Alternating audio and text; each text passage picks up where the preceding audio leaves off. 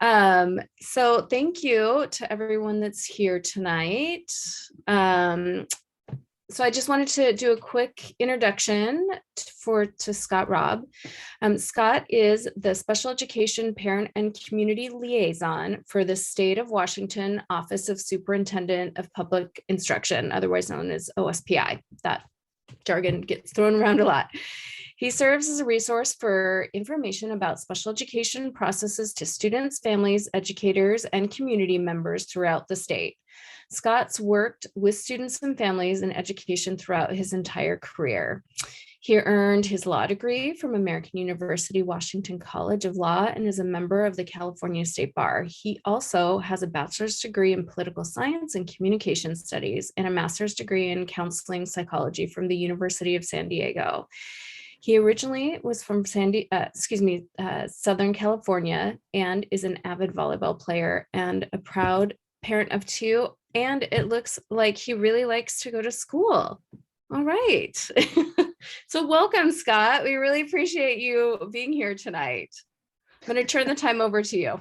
Thank you. Yeah, I appreciate the introduction. I always forget that there's little bios out there and I never get used to it. It's kind of uncomfortable to hear them sometimes. Because yeah, I've been in school a lot, but I've been at OSPI now for a while, and I'm always enjoy the opportunity to come speak to parent groups now because I'm a parent myself. So there's a personal connection. And I see some familiar faces. I know I've been to the Shoreline School District before. So I appreciate being invited back, and the administrators present. I think it's nice to see them, because my role, right, is the parent liaison, community liaison, is, as mentioned, is really there to try to facilitate the process, to answer as many questions in a day as I can, really, about how this whole process works, because it can get really complicated really quickly. And I'm going to try to use that lens to have some remarks, or I prepared a presentation that allows me to kind of answer some of the leading questions that were given to me for tonight by Kirsten, so from the group, I believe, so that I hopefully will be the entree into a conversation that we can leave time. Hopefully, if I can get through it pretty quickly, it'll just be maybe we can have 20 minutes or so to even just talk about some of the common areas that I've heard in my time in this kind of role at the state office. So I tend to have a big picture view. I'm not in a school district, so the day-to-day work is not something I'm altogether familiar with, because there's lots of great professionals on the ground doing this kind of work, and then families who are engaged with their teams and schools with their everyday aspects of their students. So what I want to do is try to answer some of the questions that were presented to me about how do you resolve some of the issues. I don't have a magic answer for all of it, but what's the parent's role, and maybe what they can expect when there's some differences of opinions and disagreements, and try to couch it within a high level view of the process overall. Because one of my sort of philosophical approaches is that, the more families can understand or be taught, or at least be allowed to learn about the process along as partners with the school staff and administrators, then the questions change, the conversations can be different, and perhaps there's ways to work through some of the disputes if possible. So I'll start sharing my screen, since that's the standard way we do things, is to have me present, and then I'm pretty open to any interruptions, but of course I'm going to try to go rather quickly over some stuff, because I know that I don't know where everyone's entry level point is in terms of their knowledge. So if I gloss over something quickly, maybe we can revisit towards the end. So give me a moment here, and I will pick my screen to share here. I believe it is up and running. Is that correct? I can see some folks. Yeah, there it goes. I got the thumbs up. I'm gonna make it go big here. I can still see some folks, so that's good on the, it's always a struggle here to see how people see people at the same time as you're talking. Hey, Scott, maybe what we can do is if folks have questions, why don't they go ahead and put them in the chat, and then Ananda and I will just let you know if there are questions coming in. Does that work for you? Yeah, that works. If it works easier to interrupt, that's fine. If it works easier to wait to the end, I've got the time, I got a clock right in front of me, so I'm gonna monitor my speed here and try to go through as quickly as I can as well. So I'm pretty open and casual about that. Perfect. So I kind of approach this as kind of a briefing about special ed. So that's why I titled it that way, and how we navigate it. This whole process is part of that. I think one thing like I mentioned already, is that there's a real challenge with special education, I think conceptually or just and the overall, because you've got federal law and state law that kind of dictates a lot of the procedures that special educators have to follow and how it works. So there's a big framework kind of surrounding all of this, a legal framework, and that hangs over it.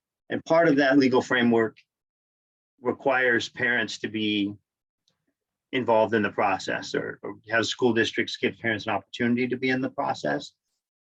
And yet at the same time, we know from experience in the field of education that it works to the benefit of families and educators and students. More importantly, if families have the chance to be engaged, that as educators, we do our work with a sense of engagement with families, because then that can hopefully further, the programs that we're putting together for students.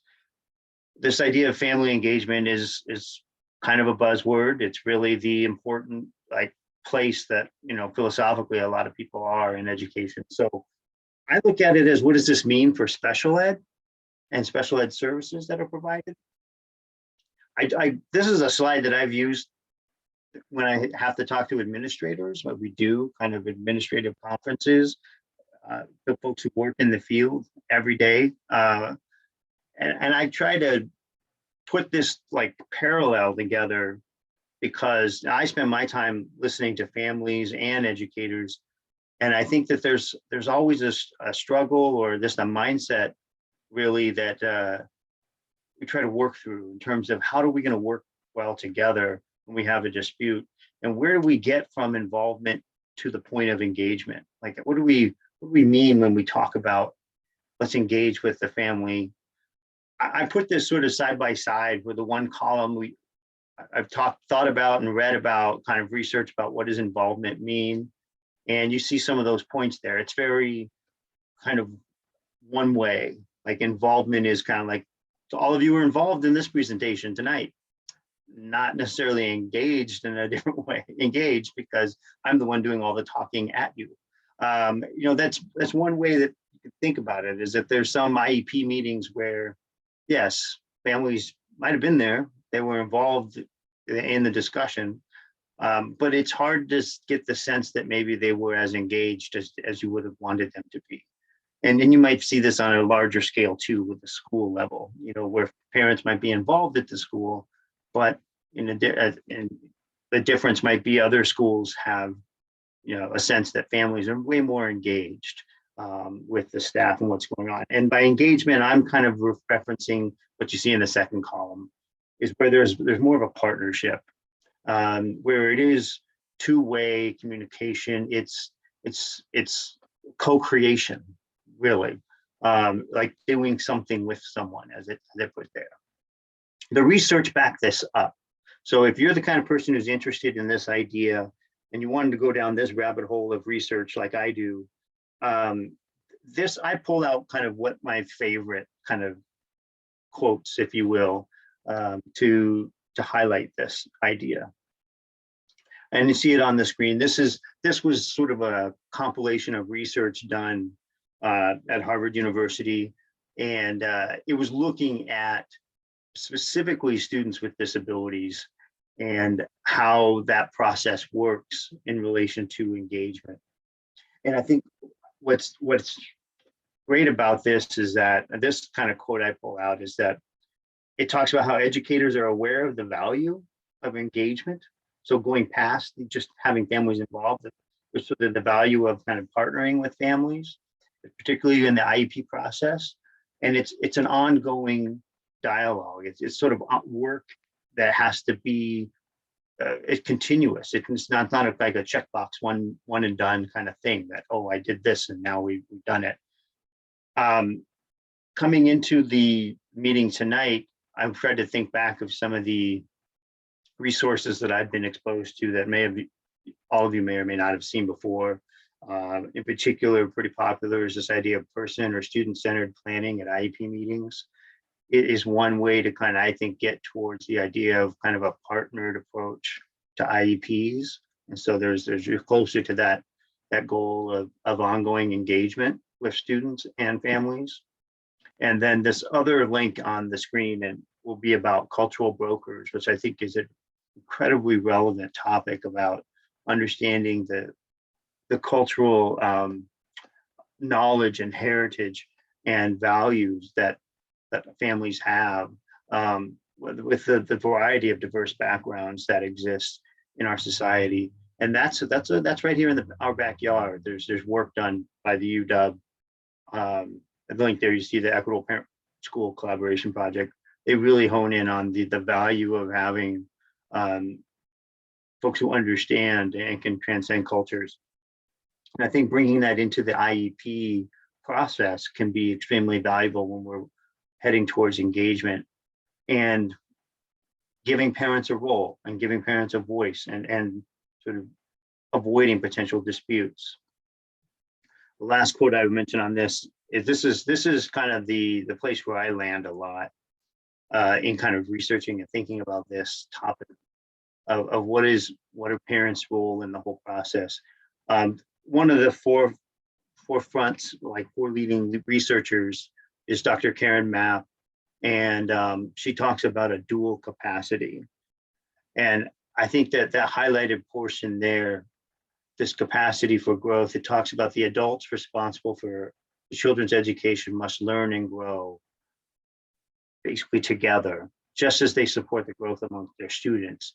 So this idea that we're always people in process learning as we go, because families are coming sometimes brand new into the special education world. There's this whole language you have to learn, this process and rules that you get thrown at you with this families just kind of like drink from a fire hose kind of information. And at the same time, you've got educators who have really well-intentioned efforts, but are still constantly in process of learning as well in terms of how to communicate effectively, what it is that they do every day with students, because there's sometimes a disconnect and that leads to disagreements. So if the adults kind of can get to that point where we can not just have involvement, but also work towards engagement, a kind of partnered approach to the IEP process, if that's a high level goal, then I think that could help, one, clarify particular roles within the process, and two, maybe resolve some of the disputes before they can get too large to handle. You know, personally from experience, I know, having been to the Shoreline School District and, you know, this PTA in particular, I think you have a really good line of communication with your district administrators. And, you know, I know that I've shared, these are the exact slides I've shared with district administrators before. So it's one of those things where, you know, if there's kind of a shared purpose or shared idea about where we want to go together. And I know you've worked on that with your visioning and worked with your board before. So I think hopefully that kind of is laid a foundation or a framework for where you could go as a district. So with all that, I don't know if I have a specific answer to all the disputes that arise, because I get a lot of phone calls, but I can tell you what I hear a lot about and what parts of the process seem to be those kind of pressure points. And then maybe how can we use this idea of partnering and engagement to move forward to resolve the dispute. Just very quickly, this is just a standard recognition that, special education is a highly regulated kind of area in a way. It's got a federal law, the IDEA, we've got state regulations, and we've got lots of acronyms. The big ones, I think, are the ones on the screen about free appropriate public education, described in an IEP, individualized education program. It takes place in the least restrictive environment, appropriate for students, and the procedural safeguards that parents have. So I like I mentioned, I'm kind of a big picture person. I work at the state office, so big picture, I want to make sure that there's always that in mind in some way. This idea of FAPE, that's a legal description or a legal term of art of free appropriate public education. That's what every student who has an IEP is entitled to. And there was a relatively recent Supreme Court decision to help us understand what that means. I think it's important to zoom out and think of the bigger picture. I mean, this is what the school district is trying to accomplish overall for all the students in special education or receiving special education services, is to have an IEP that's reasonably calculated to enable a student to make progress appropriate in light of the child's circumstances. That's the child's disability. That's what the information about how that disability impacts the student. Those are the circumstances surrounding the student. If you're the kind of person who likes legal stuff, there's a link to how to learn more about it that I'll include in when I share this presentation at the end. From this Supreme Court decision, I like to pull out two of my favorite quotes that I think are actually relevant to how we do the everyday work. And I have a graphic that I use because I think overall special education is meant to be, because we have all those procedures, that's a framework, it's meant to create a feedback loop. So you've got this IEP that students have, which describe all the services that are going to be provided, but how you what do you do after that in terms of the services, how they get implemented, and how do you monitor progress, and then how do you constantly do this sort of evaluation and reevaluation of how well we're doing. It's meant to kind of build upon itself in a way, and that's why I think that I see that kind of visualize this ongoing circle of information being shared and conversation happening about a student who is dynamic, who's changing, because they're hopefully making progress based on what's been put in place. And if that's not happening, maybe it's time to go back to the drawing board and rethink it or reevaluate. From a big picture standpoint, I mean, what the legal standard says is that from a court standpoint is that the school district has to offer a cogent and responsive explanation for their decisions about the IEP. Cogent is not a word we use every day. And it's very legalistic. That cogent means something that's clear and logical, convincing in terms of an argument or a case. So the school district, that basically in my mind means that they have to have an explanation for what they're doing that somehow makes sense, that's tied back to student specific factors. School districts have to always kind of show their work, like why are we doing what we're doing? And the goal, of course, is to have the student make progress.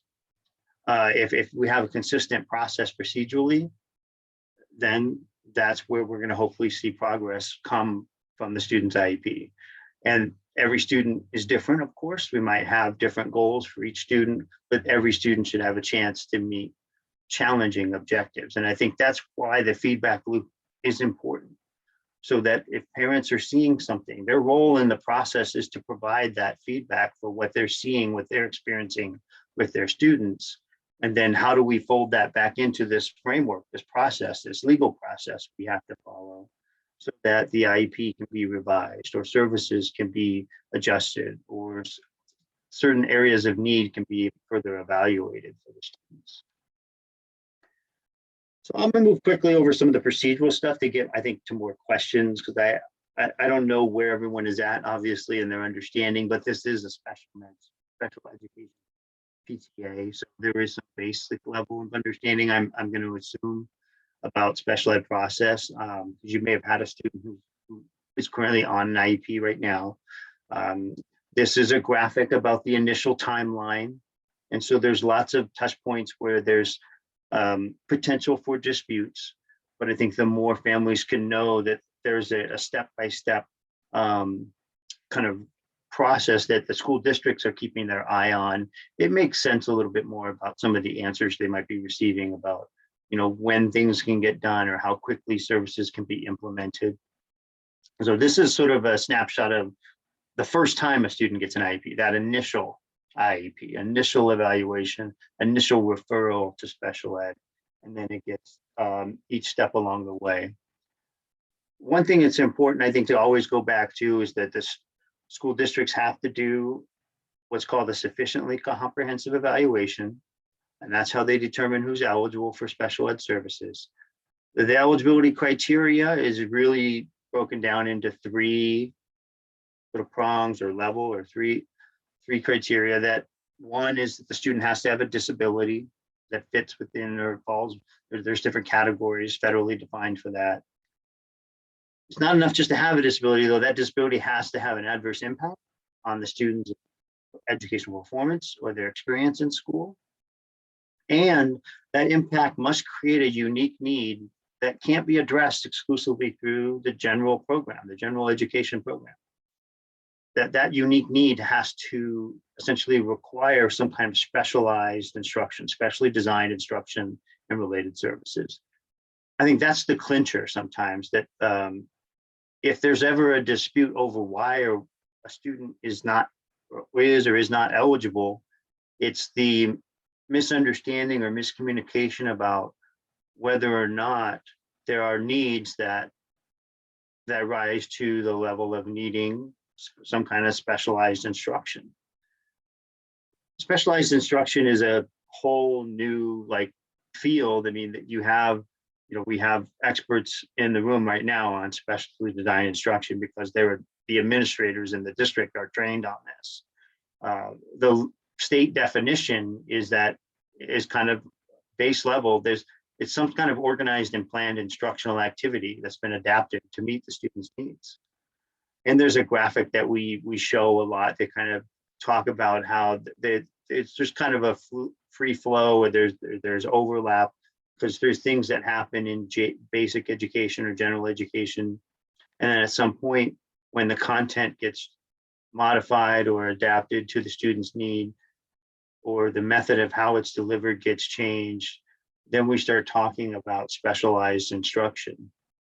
And so at some point along that line, it becomes necessary, the student's needs, based on students' needs, to have an IEP that describes the specialized instruction that's going to take place. And that's what school districts are accountable to. It's sometimes, I think, hard where I see families is not understanding what the purpose is of an IEP, or what's the purpose of being in special education, can sometimes get lost or muddled and confused. And so the IEP is a kind of a high level look at it, as its sort of basic understanding is that an IEP team is developed. You got a team of educators that describe an IEP that has all of the services that will meet the students' needs that have been identified through the evaluation process. IEPs have the location, frequency, duration of the services. They will talk about measurable annual goals for the student to work towards, and then how the district will monitor the progress towards each of those goals. Sometimes a family will call me and they will talk about not seeing their student make any progress.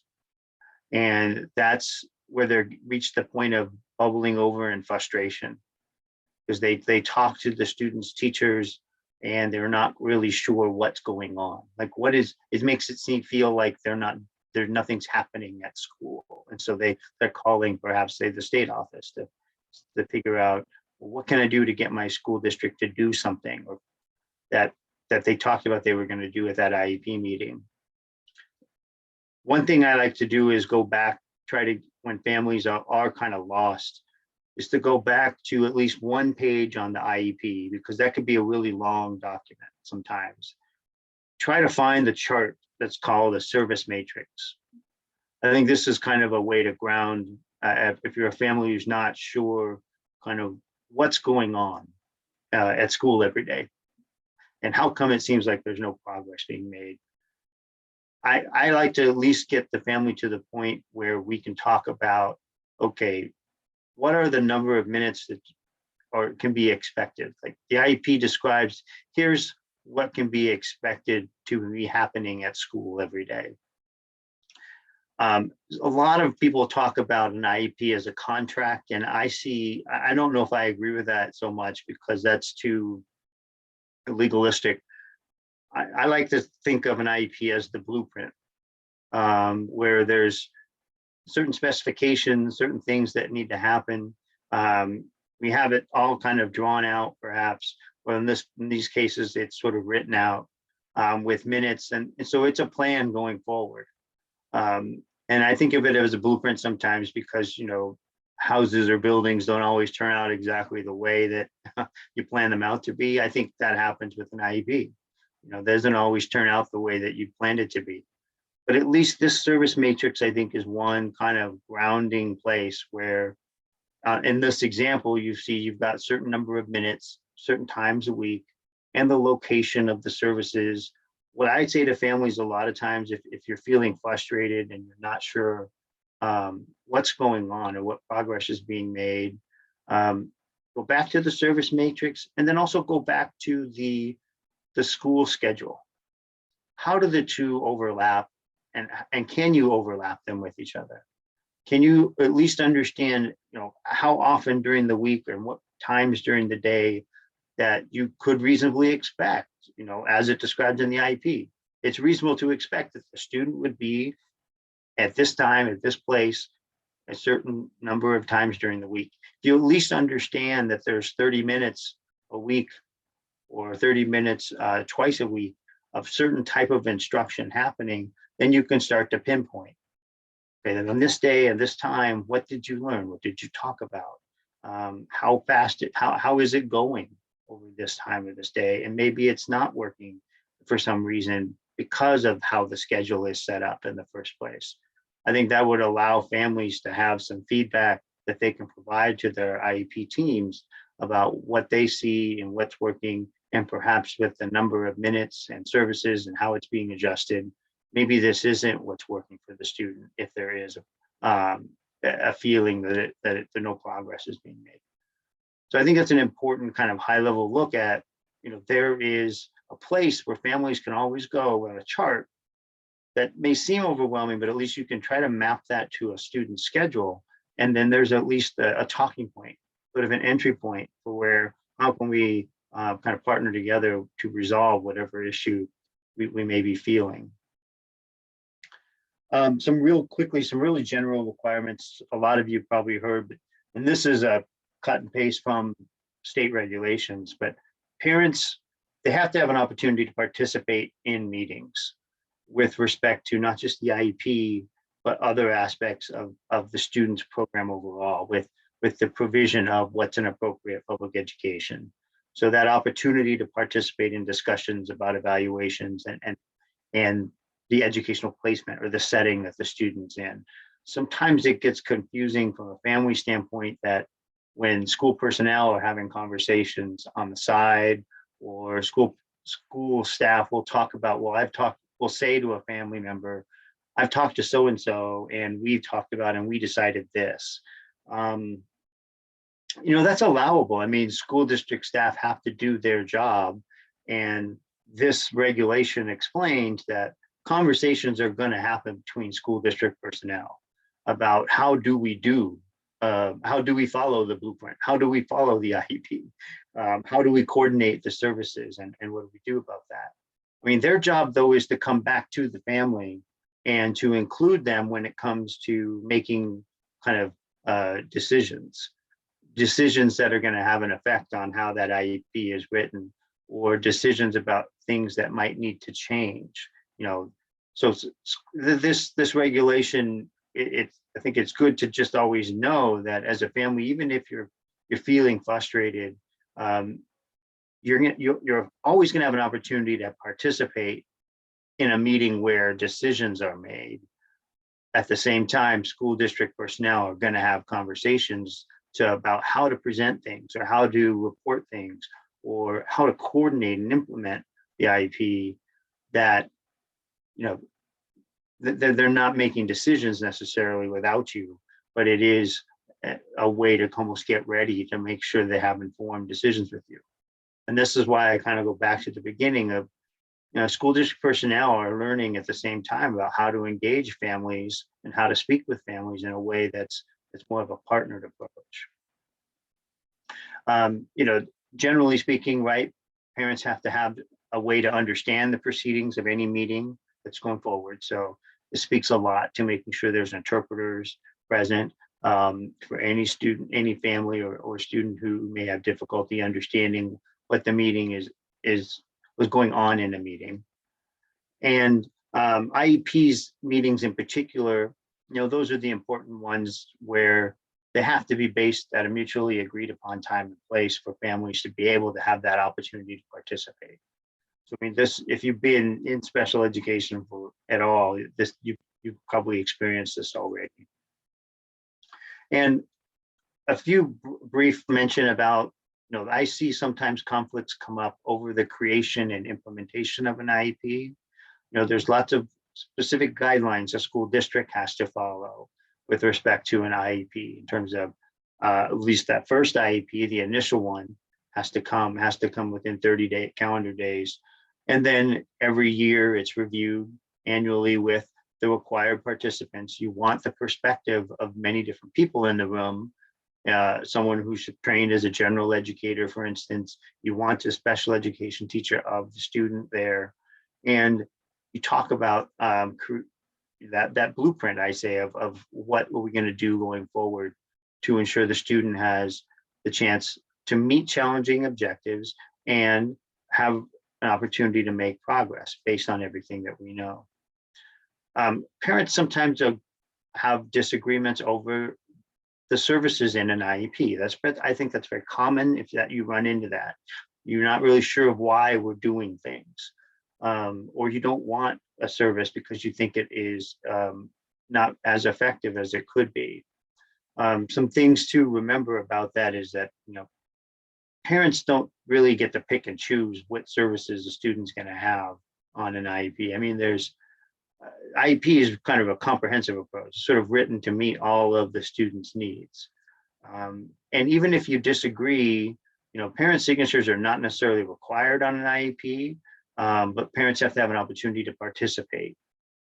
And there's typically a sign-in sheet. Most school districts will have some way to just document you were at a meeting and you participated.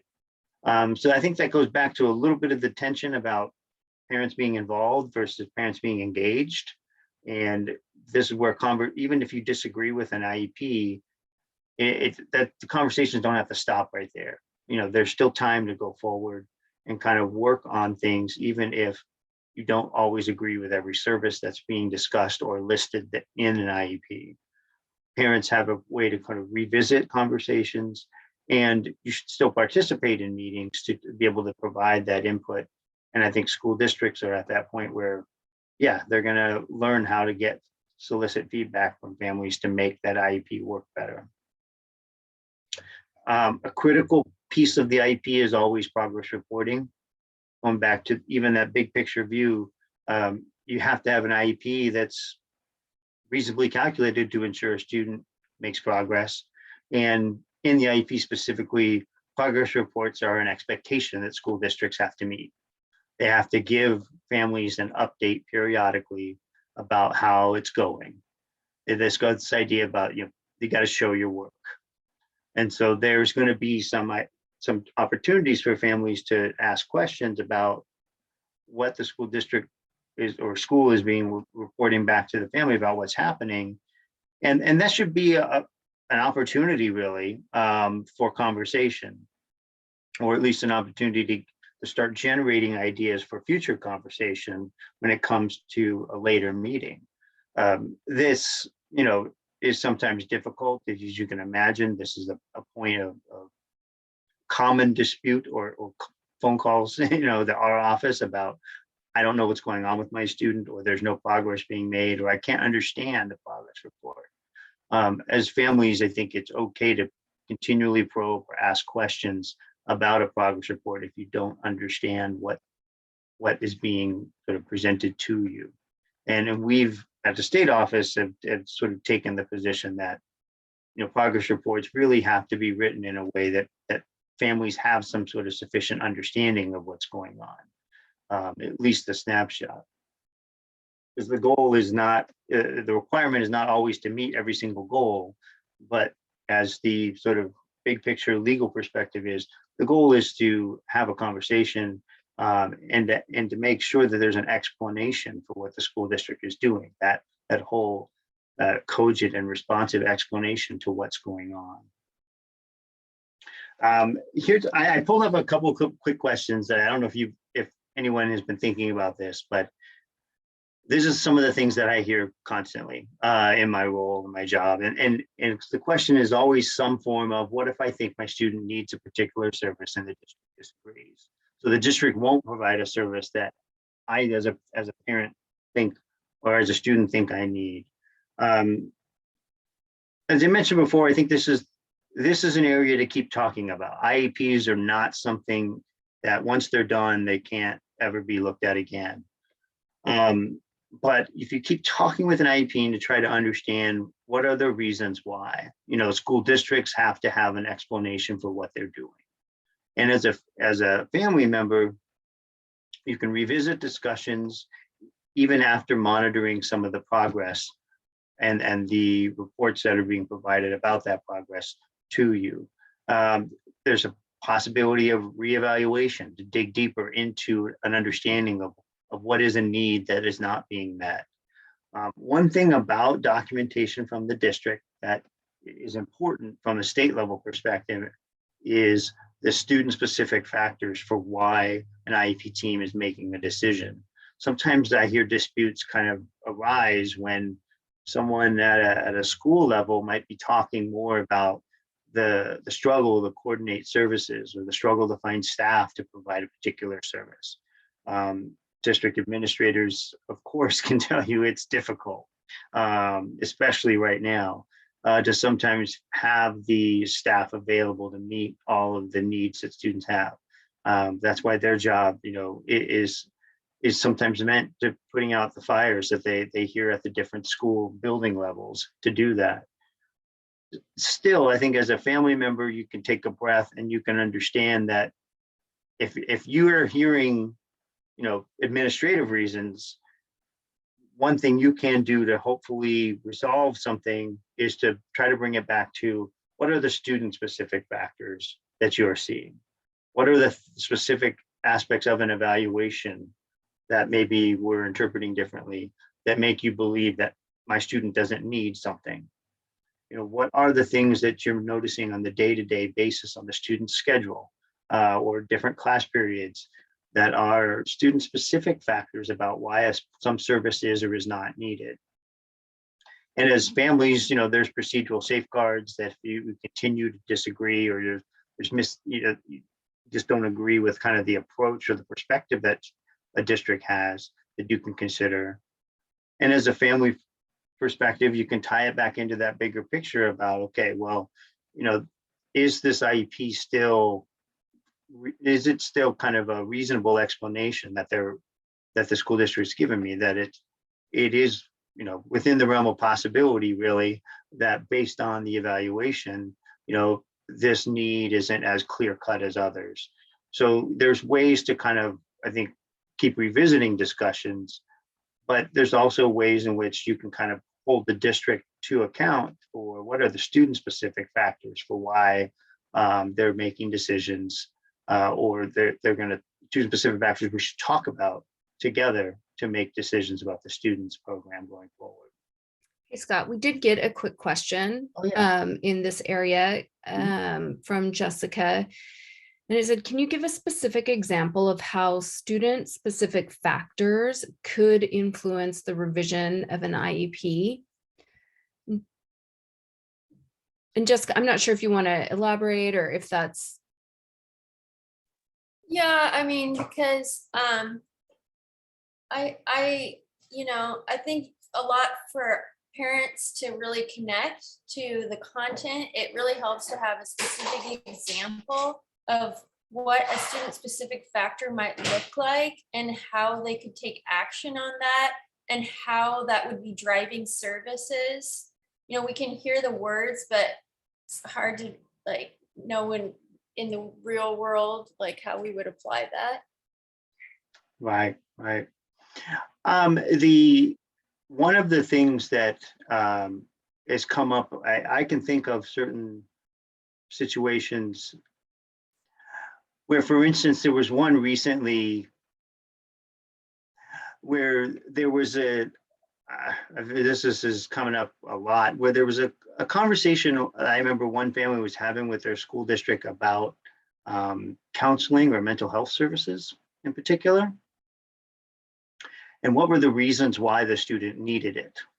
And school district, this was a complaint actually that came to our office that was investigated, and there was no violations found because the school district could go back and look at, well, in the general education offerings, there were counselors available. There were opportunities for the student to take advantage of what's already being offered at the school.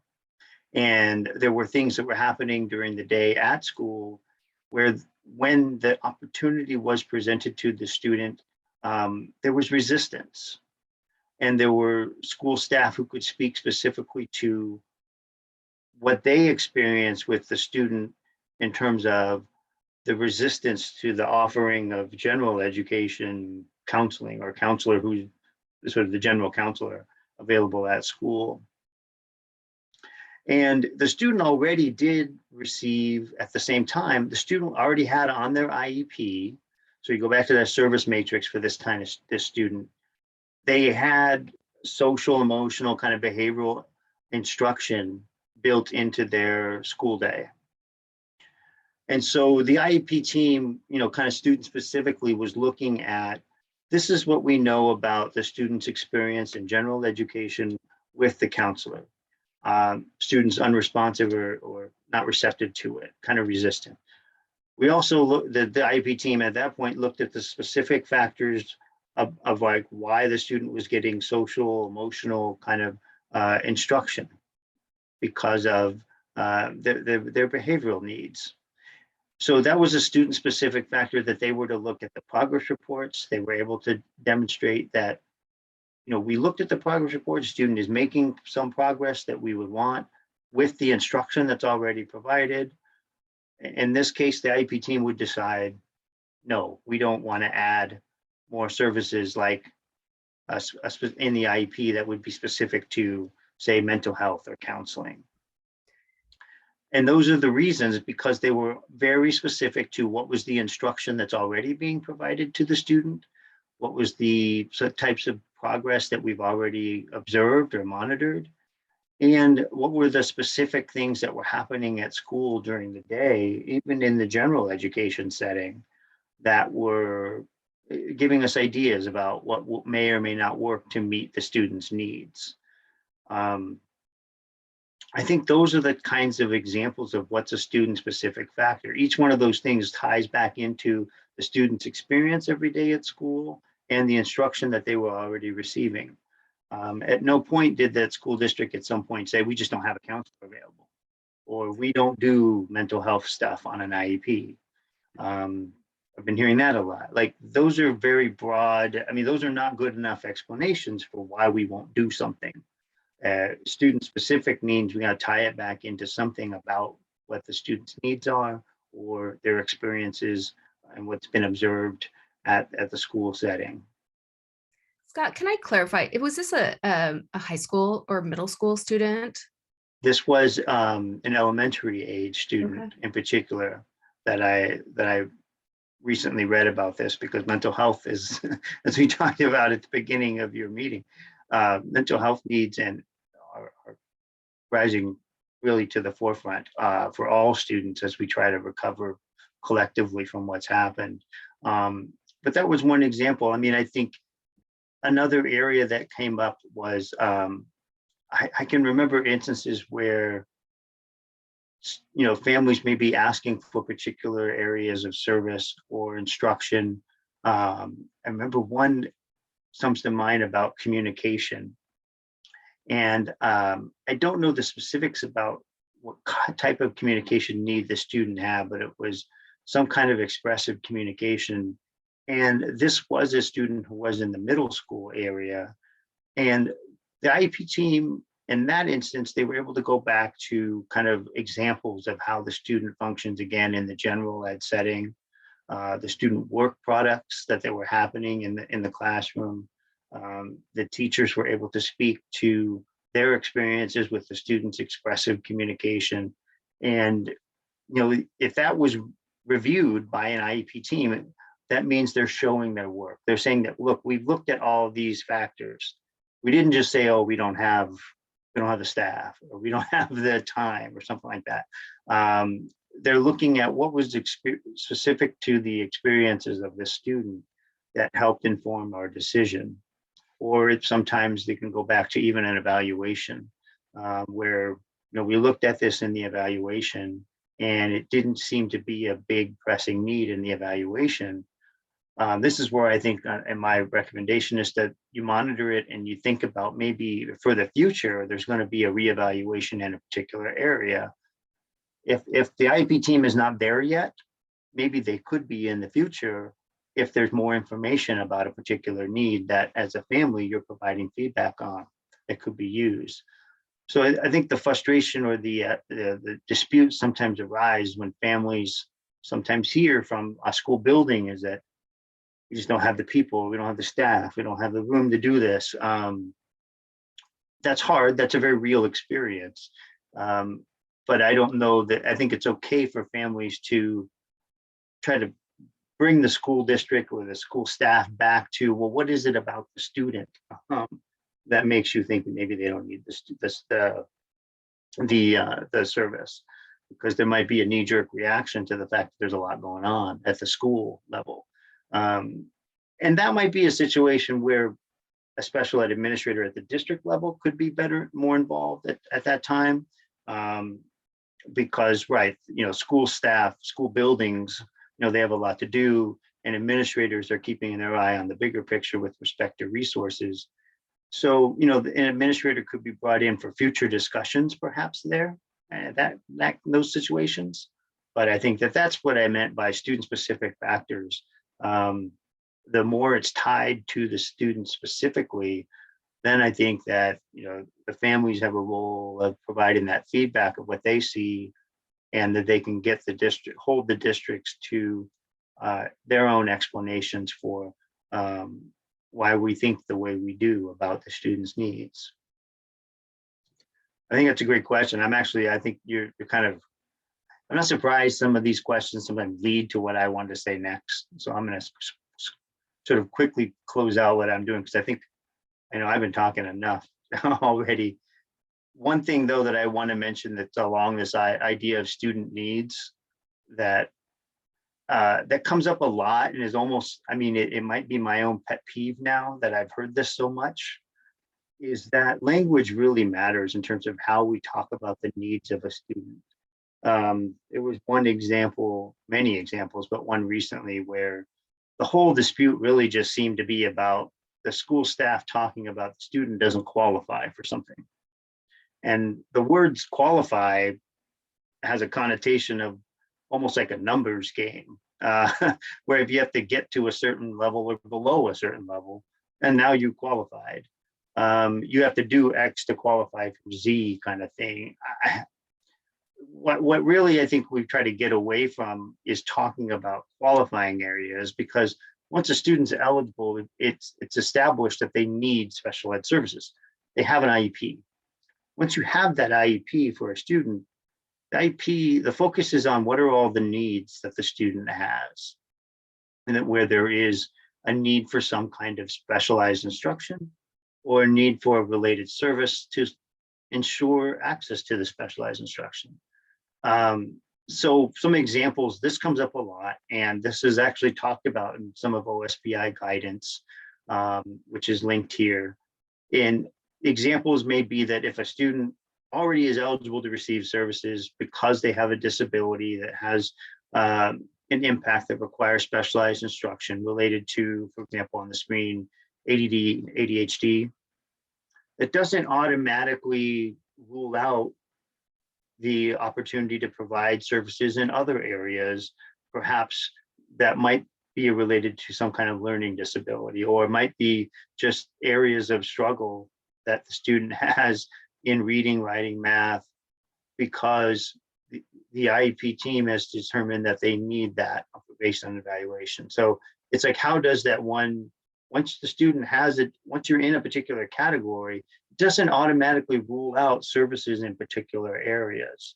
You know, this sometimes comes up easily understood in the area of behavior or social needs, that student may have a disability in any type of category that's not behaviorally based, or it could be a learning disability in particular, yet the student is struggling socially and emotionally, or has behavioral needs that may be interfering with their learning.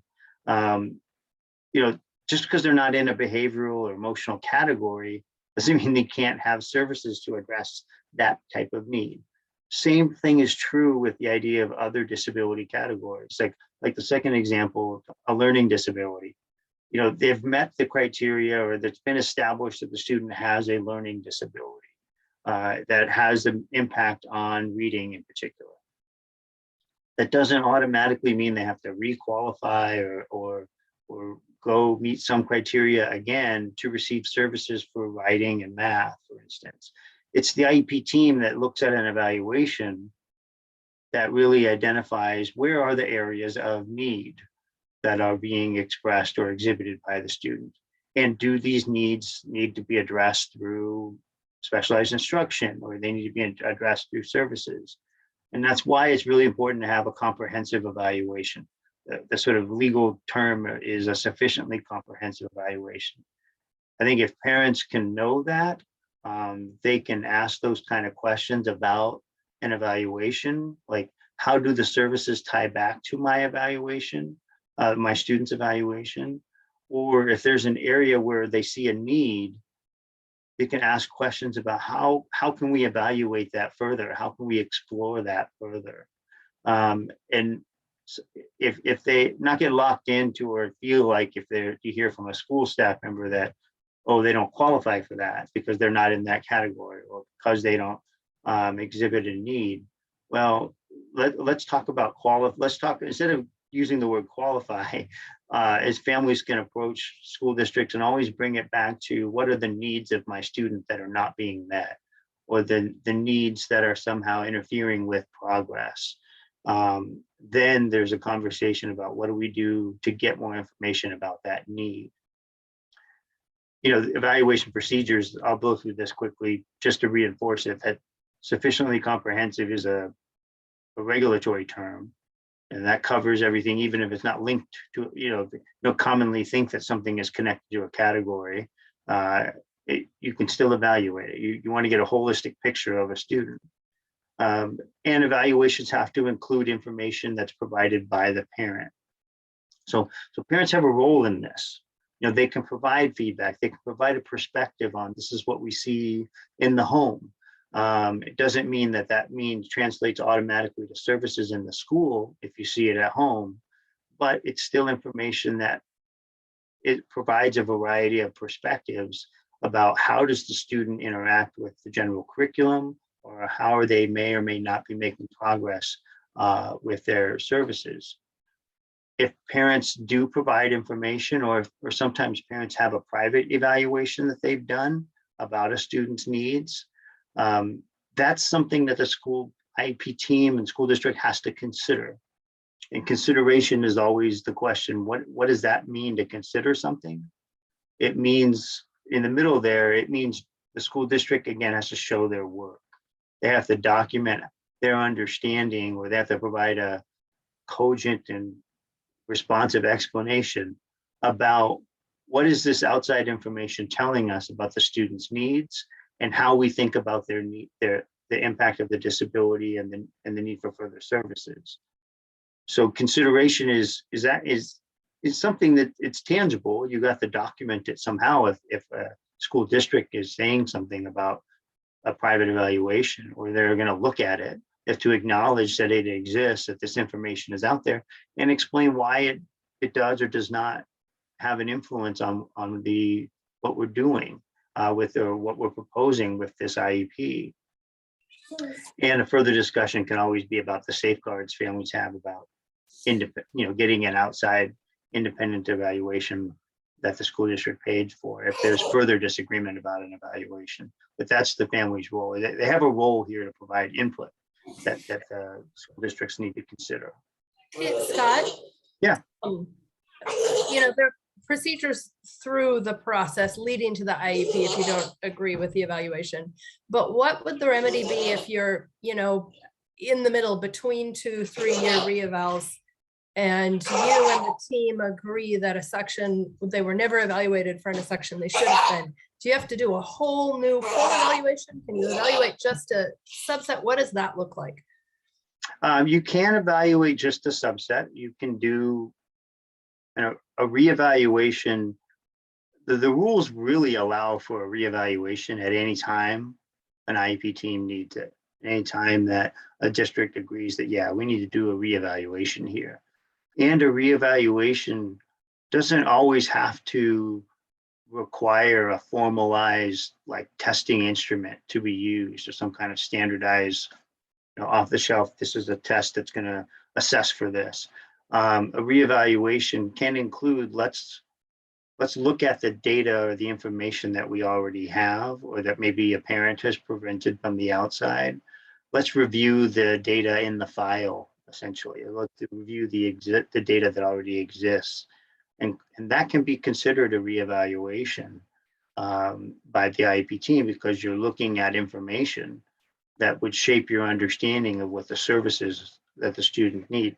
This leads nicely, obviously, into my next question. It's kind of funny you asked it, because what comes up a lot is some form or fashion of what you just asked is about a reevaluation and adding services in particular, because sometimes families really want to add or think that there's a need for a particular service.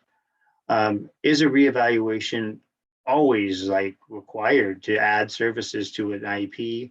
The answer to this one is a great big maybe. It really depends. It depends on what you already know about a student's needs, and it's really a case-by-case determination as to what was in that last evaluation that you already have. These kind of questions, the answer is posed sort of as questions right back to a team to consider is, does the evaluation already support something that you want to add? And then if it does, then maybe you don't need to reevaluate, where the IEP team can just point back to, this is what we know, let's add this service because we're seeing a need. Anything that seems significant or significantly increases or decreases the amount of time a student is receiving special education services, or the setting they might be in, that's when you're getting into an idea of a change to the student's placement, or reevaluation would be required. But otherwise, you can look at, what do we already have, or what information do we know about a student, and what do we want to add, and what would it take to do that? We can use existing data to help support our decisions. And a placement, I just mentioned it, is this idea of the setting that a student is in. It's part of an IEP. It's part of, if you've all been through an IEP meeting, there's a discussion about what's the most appropriate setting a student should be in to learn or get their specialized instruction.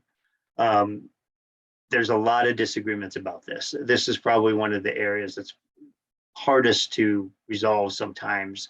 In my experience speaking with families, it does go back to this idea that there needs to be student-specific reasons for why a school district has or an IEP team thinks that a particular setting is most appropriate for a student, whether that be special education setting, general education setting, the thing that families can do is to, again, go back to kind of making sure that the district is providing those student-specific reasons and not for reasons that sound more like a staffing need or a programmatic issue.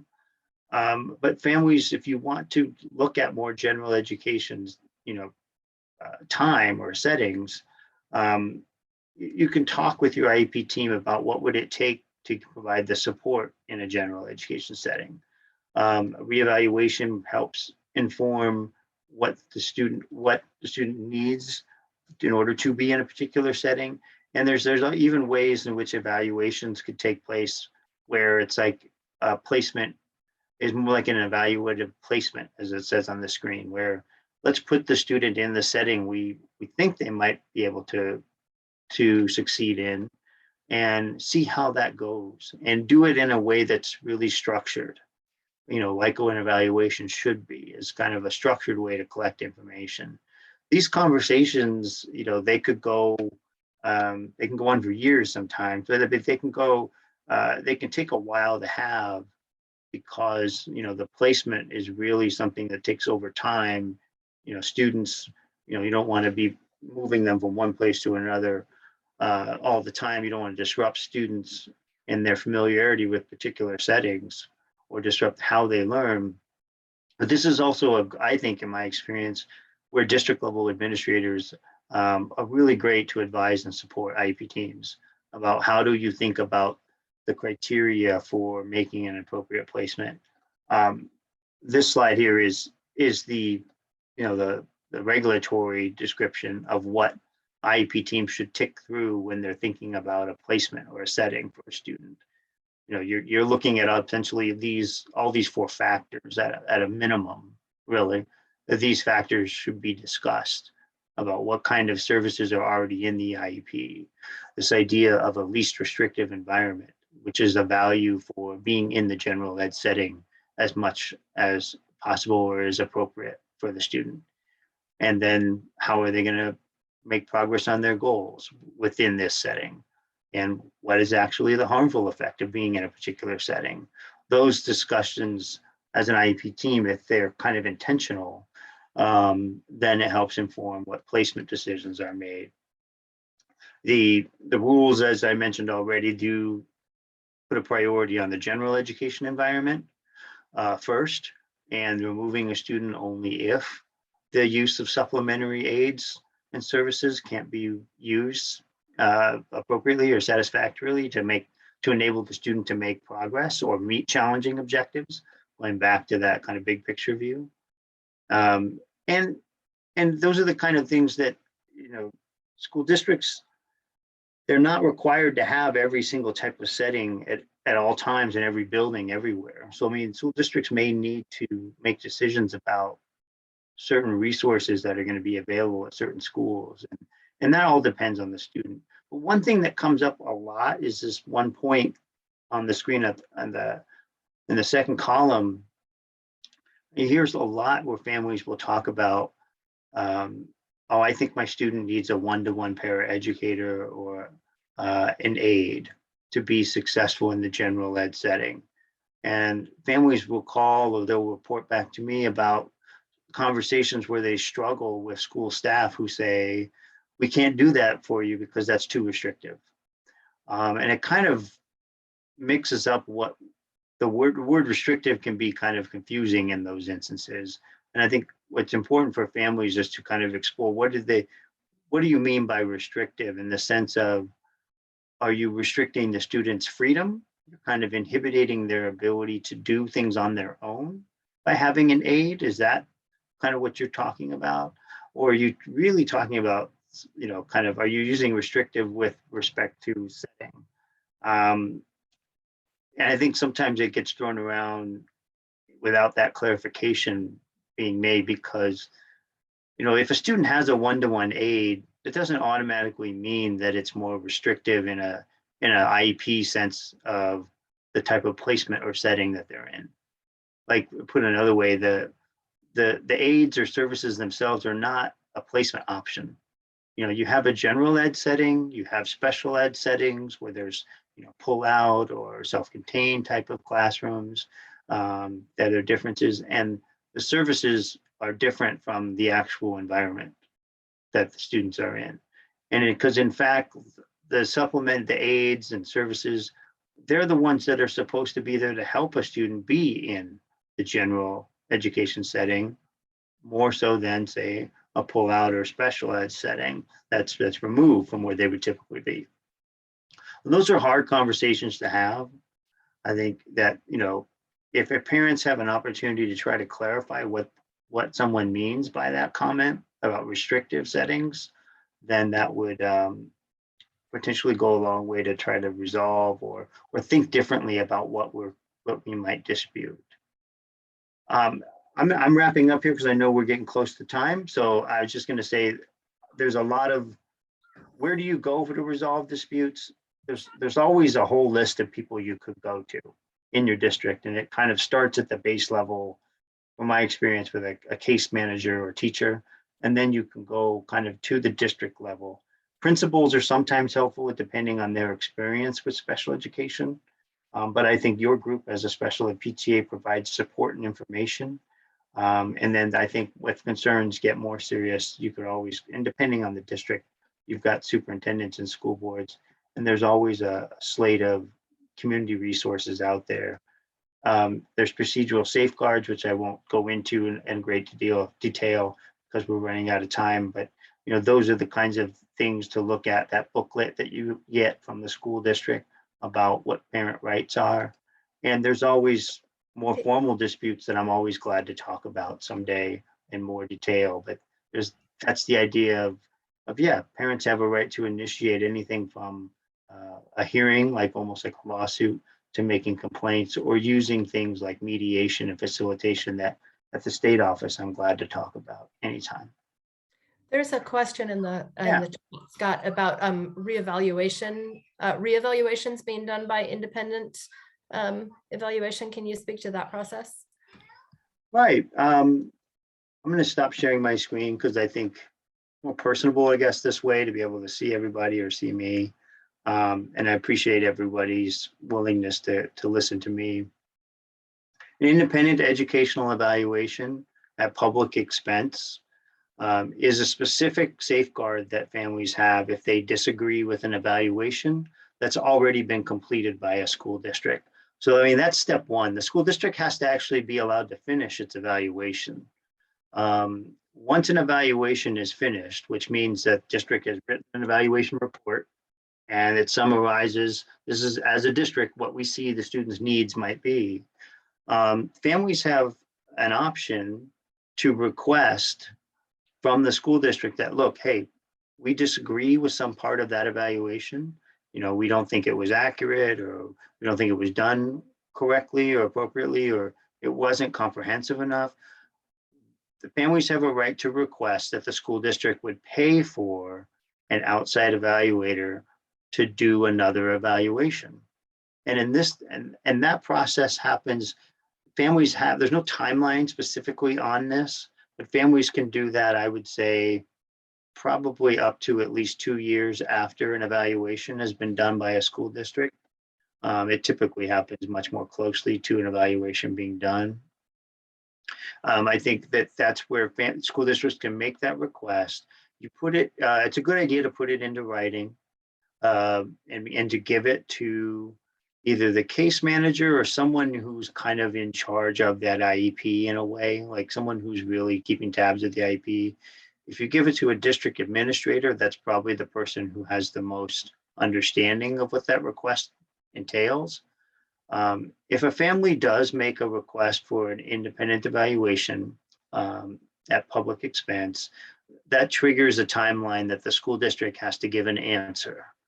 And it's 15 calendar days in our state that the school district has to think about, are we going to pay for this outside evaluation or are we not?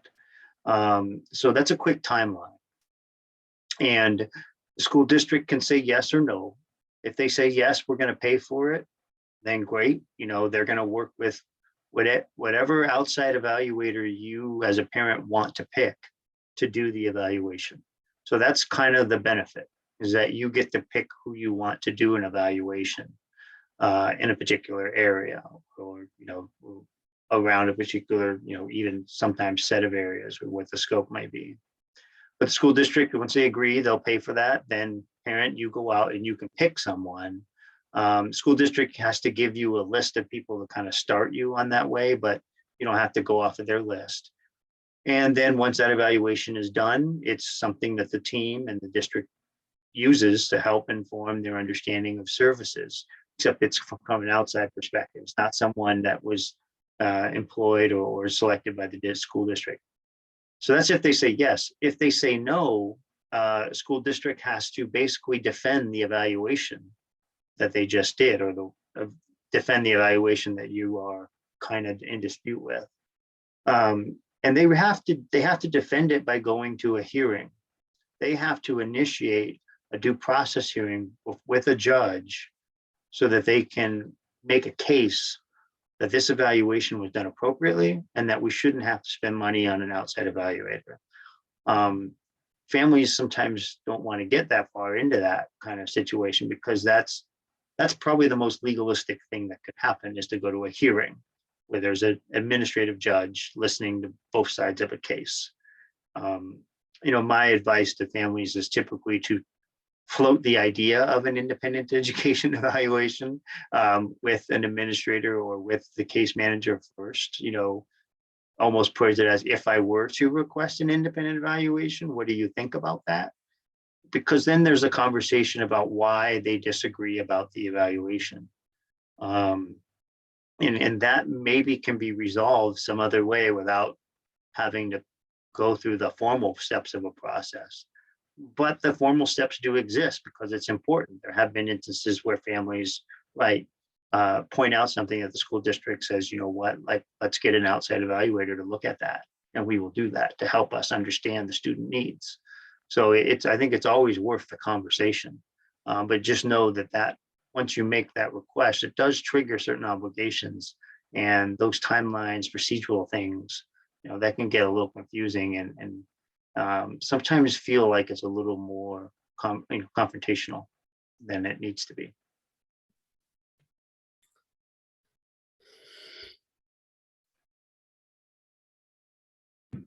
There's a hand for a question. Yeah. So, you said like parent engagement and stuff. So this is my first year with my son who has an IEP, and I did have a good engagement and stuff until the staff member left for a leave, and a new staff came in, then everything fell apart. So what I'm trying to understand is, I'm still learning about this process, a special education process, IEP and minutes and stuff. And also, sometimes, you sign papers that you can't reverse, and then you're stuck with it. And I feel like right now, as a parent, I don't have a say at all on anything, is my understanding right now. But, my question is, what could be the relationship between the gen ed teacher and the special education teacher who is running the IEP? And also, my son was really not receiving the services that he's supposed to get in terms of minutes according to the IEP. And also, I was rushed to do the IEP review because they weren't in compliance with the state, and the fact that I've been asking several times when will be the review, and there wasn't any concrete answer. But finally, they realized that it's over, and now they're starting to rush me, those kind of things. So, but mostly, the minutes that haven't been served, that my son struggled, and the fact that the new teacher, the transition wasn't really a good transition, and the special education teacher who's supposed to run the IEP was my son. fall apart to get in touch with the gen ed classroom teacher. So what is the relation between the SPED teacher and the gen ed teacher? If you don't have to answer that, I can reach out to you. I know it's late. I can reach out and have that conversation with you. Right. I think I appreciate you sharing that experience, and it's unfortunately, yes, I've heard those kind of experiences before too. I think that your specific question, one of the expectations is that, a special education teacher, their knowledge or their expertise is about the IEP. They kind of know, probably more so than a general ed teacher, what does it mean when we are implementing an IEP. And the expectation should be that special ed teacher is in communication with a general ed teacher, so that the general ed teacher understands what are the responsibilities that the general ed teacher may have in relation to the student's IEP. So general ed teacher is not required, like say, there's no state rule that says everyone has to read every IEP cover to cover kind of thing. But the general ed teacher has to know, for instance, that this is what the student may be presenting with in terms of needs while they're in a general ed setting. So while the student is in that setting, there's certain accommodations, there's certain things that you could do to modify the environment, perhaps, to make it so that the student can participate in the general ed setting.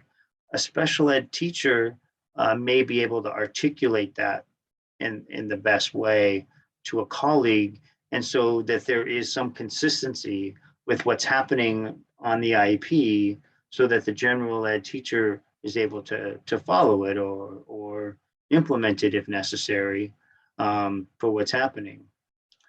Special ed in particular is also something that can happen. Special ed services like the specialized instruction, it can happen in a general ed setting with a general ed teacher providing it. There's nothing prohibiting that. All that's expected is that you have a special ed teacher who is essentially monitoring what's going on, helping design what's going to happen, evaluating how well it's going, almost like supervising what's happening when it comes to the instruction or what's going on while a student like your son might be in the general ed setting.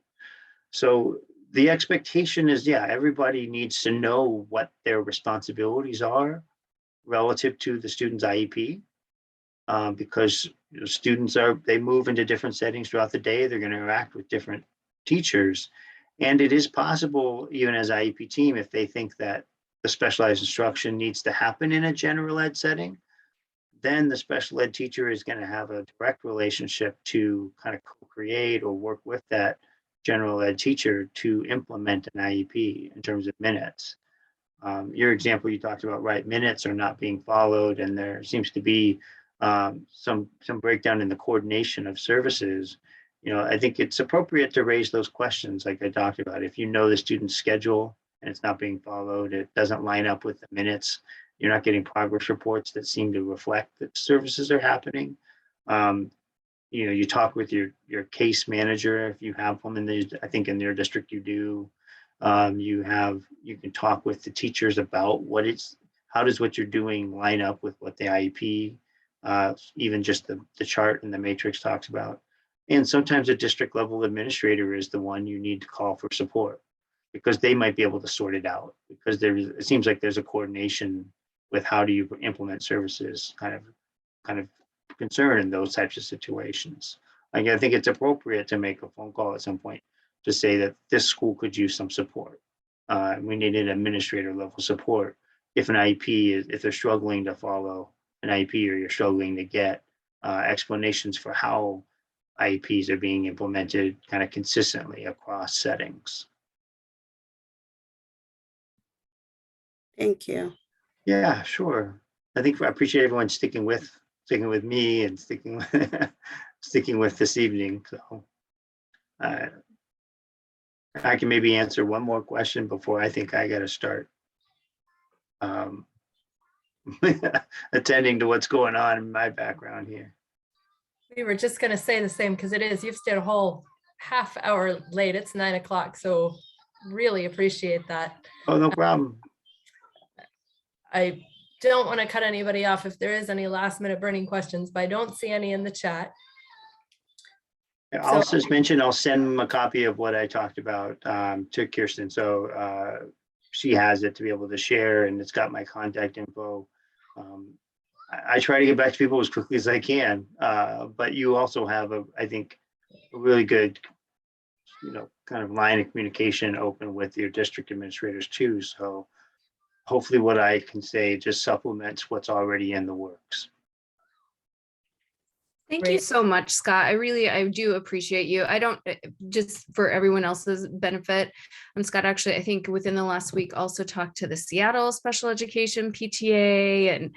And so he definitely has been out and about and coordinating, your own family, your kids' baseball and whatnot, right? Like, Yeah. it's all, we really appreciate your service to our community.